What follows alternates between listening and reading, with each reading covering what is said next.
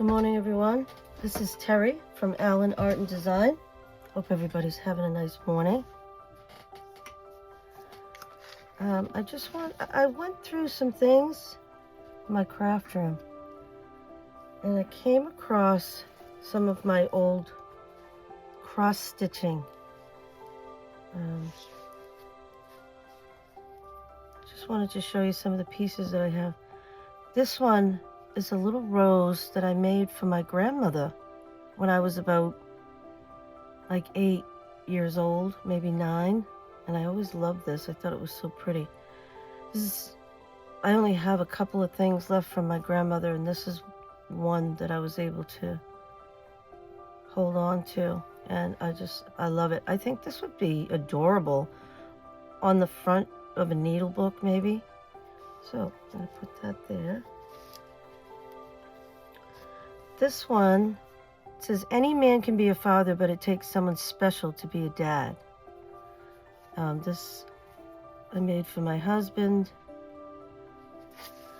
This one I made when I was in my 20s. I had moved down to North Carolina for a year just to see if I was interested in living down in that area. It's a beautiful part of the country. But I stayed for a year, and then I decided I wanted to come back home. But it was like an adventure. It was fun. Went down with some friends, and so I stitched this. It's so fine. It's just tiny, tiny little stitches. But I'm very proud of this one. I love that. So, and here's another one I made. This one, I love this. It reminds me of my cat Louie. I might add some more colors to it. I might do some like regular embroidery over it just to kind of add some more texture to it, because cross stitch is very flat, but it is very pretty. That took me a long time to make, and I never finished it. There's supposed to be more leaves and flowers up here, but I never finished it. So there's that one. And then here's another one. Very traditional. It's very pretty. I also feel like that would be something that would be pretty on the front of a needle book.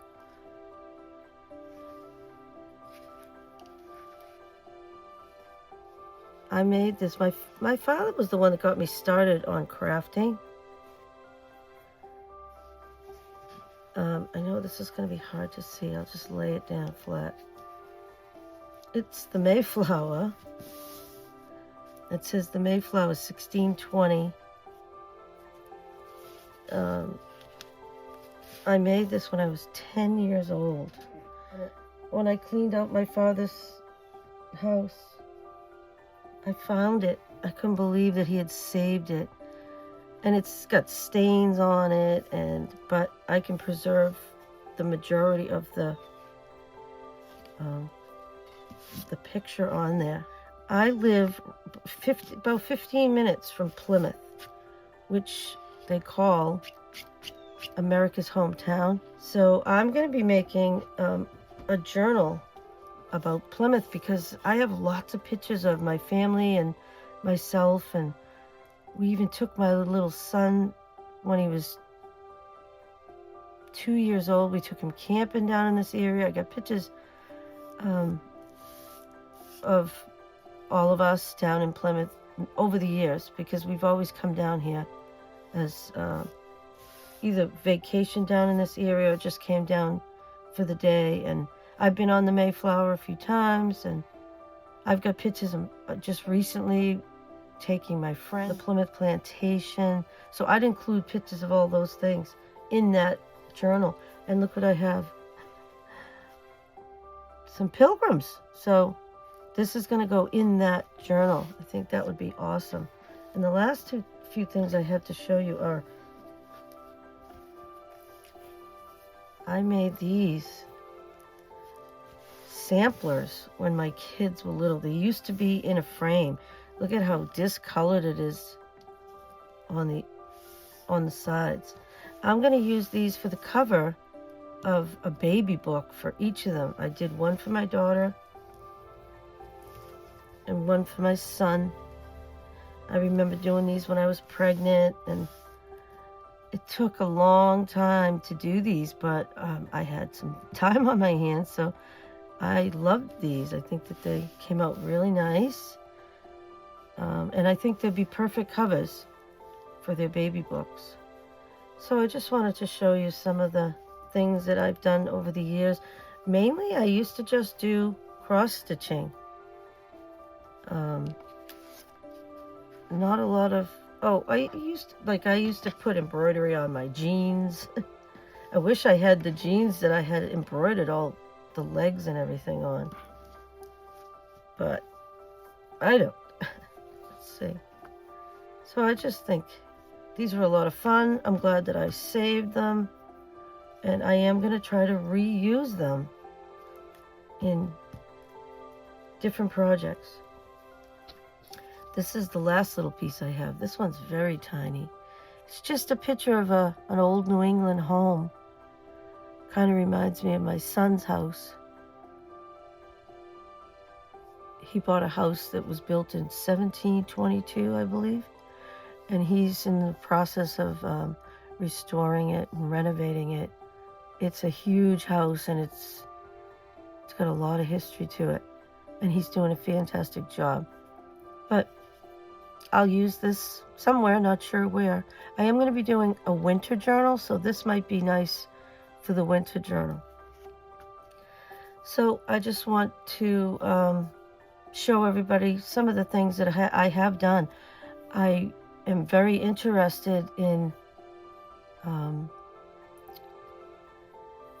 learning how to do freeform embroidery. This is so precise. I really want to get into something where it's more expressive, and you can really, explore different ways of using the materials to come up with something really unique and fun. I'm waiting for a book from Jennifer Clouston. It's called Foolproof Freeform Embroidery. I can't wait till it comes. I think it's coming tomorrow. And she does some fantastic work. I watch her videos. I think it's called Snippets of My Stitching Life. And she does like 15 or 20 minutes every day of stitching. And she only uses a couple of stitches. I mean, she knows every stitch there is, but she likes to it's like a meditative process for her. And it's a warm-up that she does every day. I love them. I've watched almost all of them. And I've been inspired to get the book, and I want to try to work in it, and I think that will be a lot of fun. I want to kind of loosen up and do something that I've never done before, and I think it's going to be a lot of fun. Let's see. I just ordered Jennifer Clouston's new book of Foolproof Freeform Embroidery. And I have a bunch of things that I would like to... I have a bunch of embroidery kits that I want. I have a bunch of embroidery kits that I want to finish, either start or finish. So what she did, and I picked this up from, I've been watching her snippet. She does like a 15 to 20 minute session every morning where she sits and just stitches. I really enjoy watching those. The thing that I learned from her is you need to stabilize your material, and by that you need to put some kind of You can put a second piece of material on the back. This stuff is fusible interfacing. That's what this is called. I'm just using fusible interfacing. That's what I have, and I want to use it up. I have all these things. I have tons of this. It doesn't, you can't iron it on, it doesn't stick. I guess you would just pin it underneath or sandwich it in between two pieces of material and then stitch it. That's not what I'm going to do with it. I took some interface that was not stickable.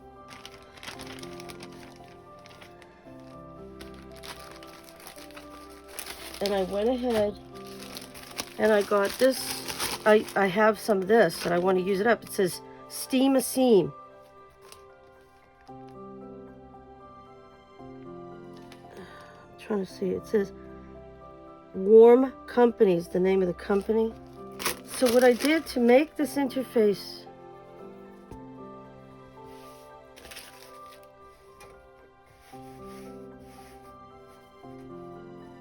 to turn it from, you know, a sew-in interface and turn it into an interface that I can use with my stitching, the non-sticky one on top. And then I cut out a piece. I try to cut it a little bit smaller. If you leave the sticky edges when you're ironing, I did it yesterday. I got it all over the bottom of my iron. I don't want that, so I'm just going to make it a little smaller.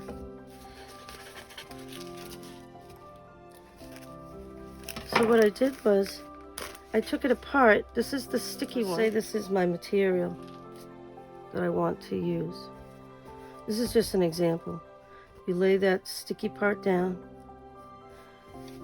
This is your interface on the back. You got your sticky stuff in the middle, and you've got your material underneath. So what you do is you take these. This is just like parchment paper. Take them, put them over like that. Make sure you're covering it so there's no sticky stuff going to be able to get on your iron. Let me move these over. I'm going to show you how I did that, and I'm going to prepare 3 of these little hoops for me for embroidery.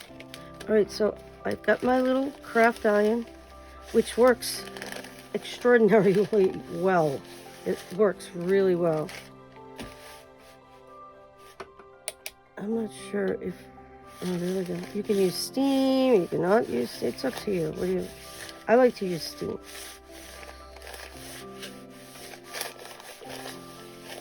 And then you just go over it. Make sure you get all the edges. Okay. I made that a little bit bigger than the actual stickable part, which is fine. So now what you have is your material is stabilized. Because if you try to stitch into this flimsy material, you're going to have issues. But now that you've stabilized it, which is just adding, you can either add another piece of just, you could take a piece of material, another piece of material, and put it on the back. But for right now, I have all of this interfacing.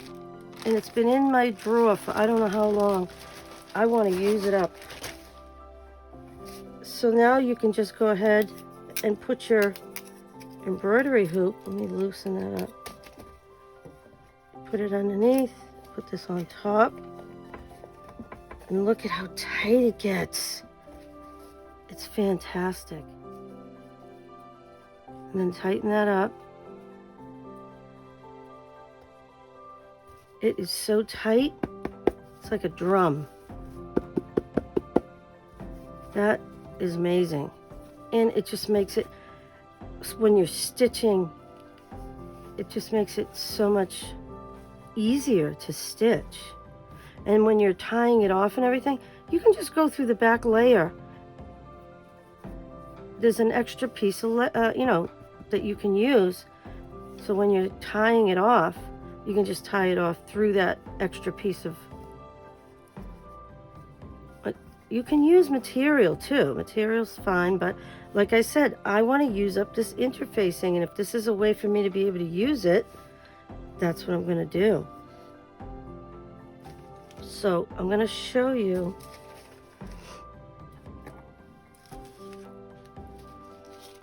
I want to get these ready because when I get Jennifer's book, I ordered all the needles that she uses. She only uses like 3 needles. So I went ahead and I ordered the ones that she had suggested, and I have her book coming. I'm so excited. All right, so what I want to do is just like what I did before.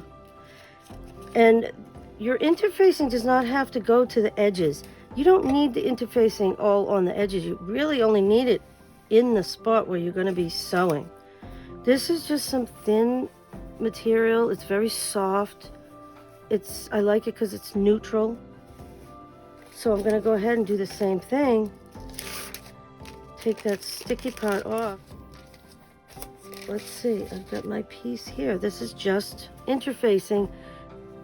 That it's not a sticky one, it's the one that you sew in between the layers. But I want to use it up, so then I just go ahead and then I put my parchment down. So you've got your material, you've got your sticky part, and then you have a piece of the interfacing. So then you just take a piece of this parchment, make sure it covers all the edges. Because you don't want to, I got a bunch of sticky stuff on the bottom of my iron. This iron works so good. I would use this as a regular iron. That's how good it is. Let's see, it's called Steam Fast. My husband got it for me. I had it in the box for like, I don't know, 2 years in my craft cart. Never used it, just started using it this year, and now I love it. I use it all the time. So what that does is that fuses that interfacing onto the back. So now I have another little hoop. I only have so many hoops. I don't have a lot of hoops. I've got all different sizes. I'm probably not going to be using these bigger ones, so I'm going to put those away. But I have a bunch of things in my sewing bag. This is my sewing bag, and it's filled with all kinds of stuff. It's got needle books, and it's got embroidery kits, and I take it to my daughter's house because I babysit my little granddaughter Mondays and Tuesdays. But when she sleeps for a couple of hours, that gives me some time to do some stitching. And I wanted to, because I saw Jennifer using, she stabilizes all of her material. And you can tell it's just so much. I haven't done it. I haven't stitched on it yet. I'm all excited to stitch on it because it just looks like so much fun. And I'm just setting these up for practice stitches. I've got that one.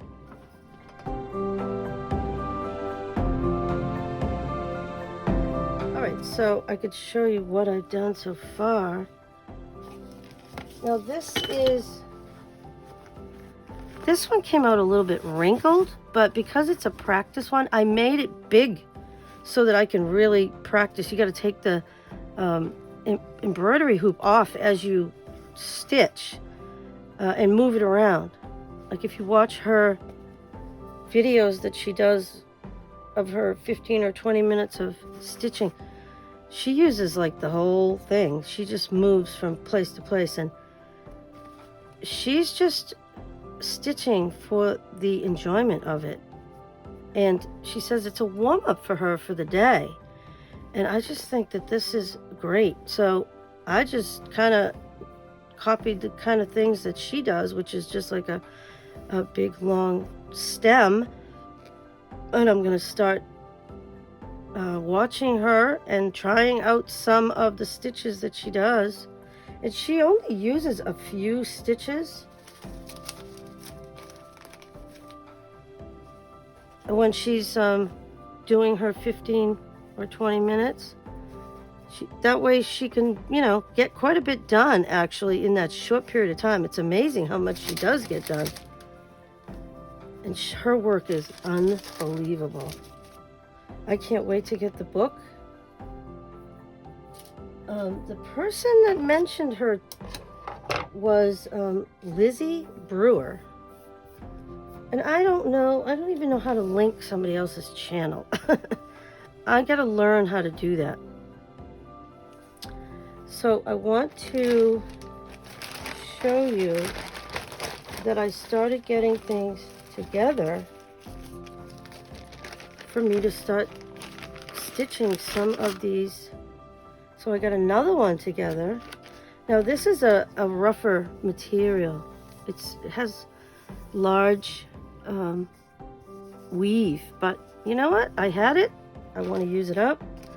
And I'm going to use that one for this embroidery.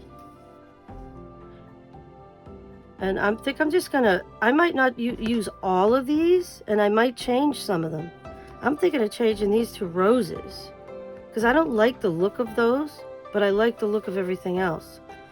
So, and you can change things. You don't have to go exactly by the diagram and the instructions on something. You can just use it as a kind of a jumping off point, which is what I'm going to do for this one. So I have kits. I stabilized the back. I've got them in the hoops.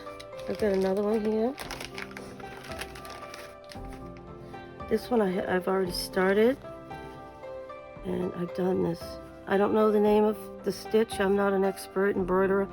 It's like a wagon wheel kind of thing, but it turns into a flower. And I've been watching her make things like that. She does it with silk ribbon, and I have a bunch of ribbon. It's not silk ribbon, but I'm going to use it for practicing. I went ahead and I went through my thing of ribbon, and I found some smaller ribbon, and these are all, she calls them aughts, you know, just offcuts of things. And it's a way to use stuff up. So I have all those ribbons in my sewing bag. So when I'm ready to practice, I can practice. I'm so excited. Look at how many of these I got prepared. I love it. I got all of these prepared. So now, I don't know about this one, but I can use that. The other thing I can do is this even big enough? Yeah. I might take this one out. I was just using it as an example to show you. I am going to use this hoop. I'll save this for later because maybe I'll decide to stitch on it. But let me see if I have...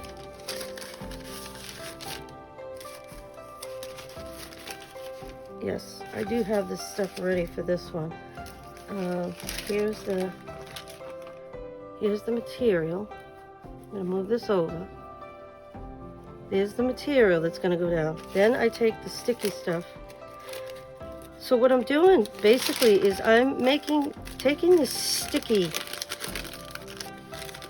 fusible stuff, taking the sticky part of it, I'm putting it on my material,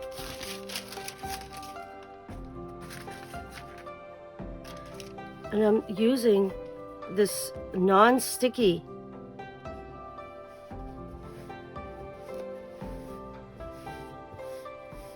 stabilizer, fusible stuff. And I'm just going to go ahead and I'm going to iron that down. So I'm able to use up that stuff. Now I've got my material. And then if you've got way too much sticking over like this, you just go around, trim it off.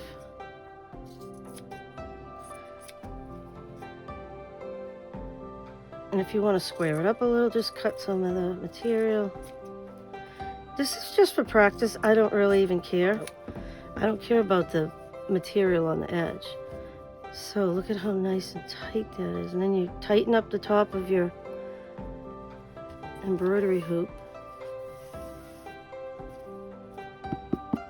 And it's nice and tight. I love it. Now this interfacing underneath is kind of like, it looks like has like a little quilted effect underneath. I don't know if that's gonna, it's not gonna matter. I'm just using this for practice embroidery. I mean, I know some stitches. I used to do a lot of cross stitch years ago. Now, I don't really like these plastic embroidery hoops, but for what I'm using for, it's fine. I like the wooden ones, but these are what I have. So I'm going to use what I have and use up some of my supplies. So I'm excited. So these are ready to stitch on. I'm just going to practice like one kind of stitch or one kind of flower, you know, and then as I feel more confident, I'll make a bigger one and then a bigger one. And then I'll start really stitching. And I don't even care that this is kind of wrinkly. I think it's kind of cool. Don't even know what I would use this for. But I'm going to start and I'm going to give it a try. And I think it's going to be a lot of fun. Please like, share, comment, and subscribe. I'd love to know what you think of this. When I get her book, I'm going to show it. And I'm going to start working from it. I think it's going to be a lot of fun. I love the fact that it's called Freeform, Foolproof Freeform Embroidery.